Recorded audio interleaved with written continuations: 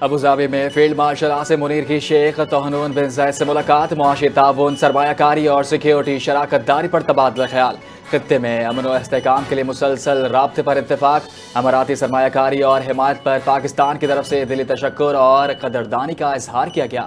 You اے ای کا امن استحکام پاکستان کی سلامتی کا حصہ قرار، دو طرفہ اسٹریٹجک شراکت داری کو مزید مضبوط بنانے کے عزم کا احاطہ کیا۔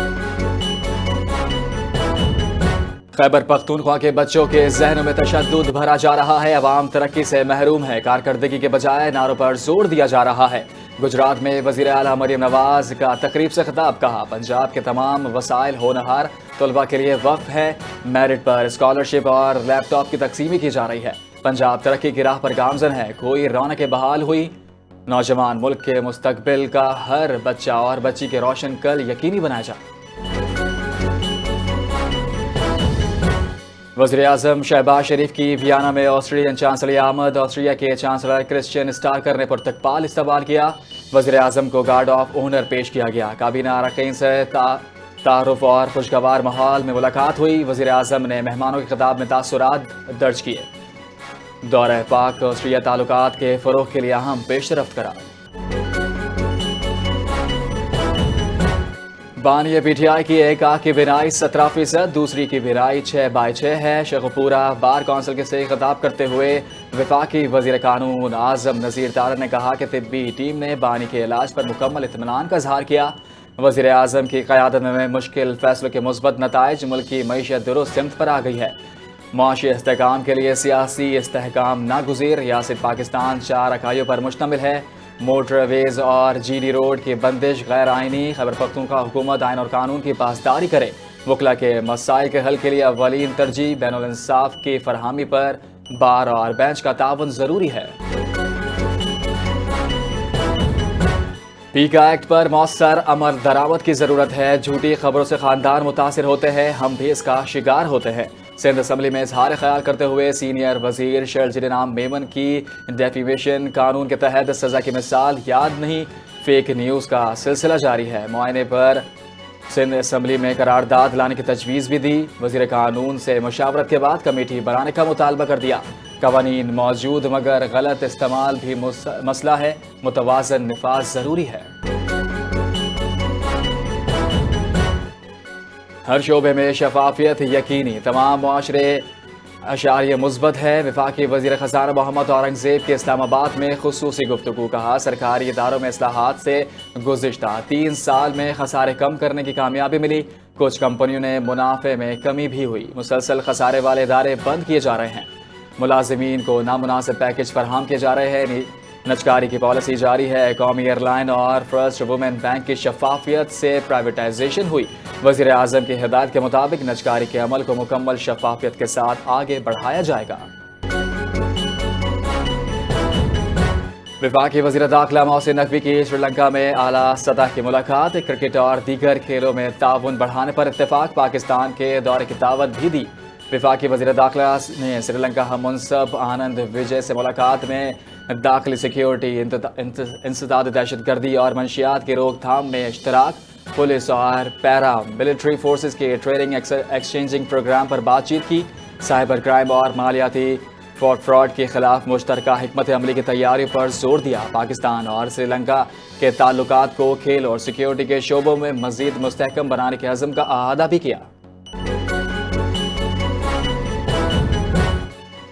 بھارت کشمیریوں پر 7 دہائیوں سے مظالم ڈھا رہا ہے، معصوم کشمیری جیلوں میں قید ہیں، عالمی توجہ کی ضرورت ہے، مظفر آباد میں پہلے اوورسیز کشمیری کنونشن سے وفاقی وزیر امیر مقام کا خطاب، کہا اوورسیز پاکستانیوں اور کشمیری ملک کی معیشت میں اہم کردار ادا کر رہے ہیں، وزیر اعظم نے آزاد کشمیر کو دانش اسکول کا تحفہ دیا، مقبوضہ کشمیر میں بدترین مظالم، 1 لاکھ کشمیری شہید ہو چکے ہیں، کشمیری عوام کی قربانیاں رائے گاہ نہیں جائیں گی۔ ہم اپنی شناخت، سیاست اور قانون سازی میں آزاد ہیں، وزیر اعظم آزاد کشمیر کا مظفر آباد میں پہلے اوورسیز کشمیر کنونشن سے خطاب، کہا آزادی کے دفاع کرنے والوں پر فخر ہے، اوورسیز کشمیریوں کی خدمت کو ترجیح دیتے ہیں، اوورسیز کشمیریوں کی جائیدادوں کے تحفظ کے لیے خصوصی عدالتیں بنانے کا اعلان بھی کیا، کہا آج کشمیری آزاد کی فضا میں سانس لے رہے ہیں، پاکستان ہماری آکسیجن ہے، پاکستان کی کامیابی کشمیر کی کامیابی سے منسلک ہے۔ بیٹے کو اغوا کر کے 26 دن تک لاپتہ رکھا، تشدد کے بعد شہید کیا، میرے بیٹے کی لاش پیرکن میں پھینک دی گئی۔ والدہ کا غم انگیز بیان، تربت میں پریس کانفرنس کرتے ہوئے کہا فتنہ ہندوستان کے مظالم بے نقاب کر دیے گئے۔ نوید ہاشم شہید کی بہن نے کہا کہ دہشت گردوں نے معصوم بچوں کو یتیم کر دیا، 3 بچوں سے باپ کا سایہ چھین لیا، فتنہ ہندوستان کا مکرو بیانیہ بے نقاب کر دیا۔ اہل خانہ نے پریس کانفرنس میں کہا بلوچ قوم کی حفاظت کے لیے مظالم کے خلاف آواز بلند کرنا ضروری ہے۔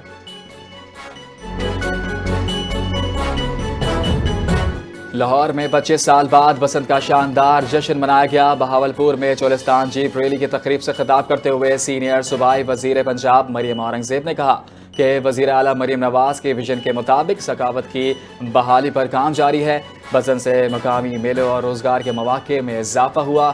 نوجوان نسل بسنت کے 3 دن اپنی ثقافت کے ساتھ جڑی رہی۔ چولستان کے واقع اور تاریخی مقامات کی بحالی کا اعلان بھی کیا۔ پنجاب حکومت عوام کو تاریخی اور ثقافتی ورثہ واپس لوٹا رہی ہے۔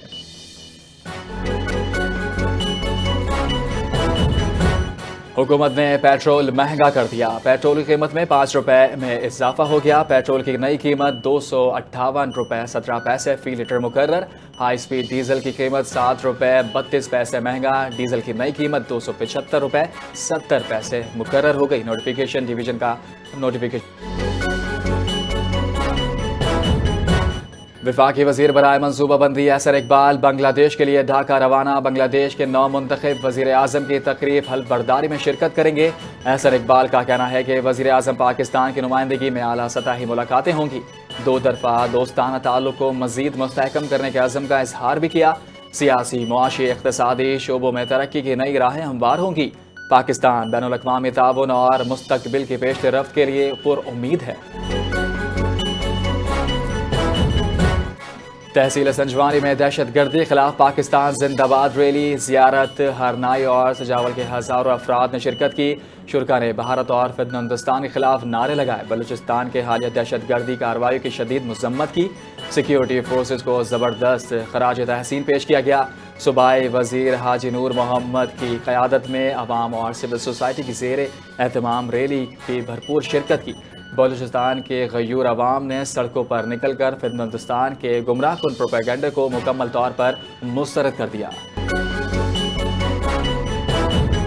اور لورالائی میں ایف سی بلوچستان نارتھ کے 68ویں بیچ کے 1104 ریسکیورز پاسنگ آؤٹ پریڈ۔ آئی جی ایف سی بلوچستان نارتھ کا پاس آؤٹ جوانوں کو مبارکباد پیش۔ شہید خطیب امجد علی کی تقریب سے خطاب، کہا شاندار خراج تحسین پیش کرتا ہوں۔ شہید کے والدہ بطور مہمان خصوصی تقریب سے شرکت، قبائلی عمائدین اور شہریوں کی پاسنگ آؤٹ پریڈ میں بھرپور شرکت۔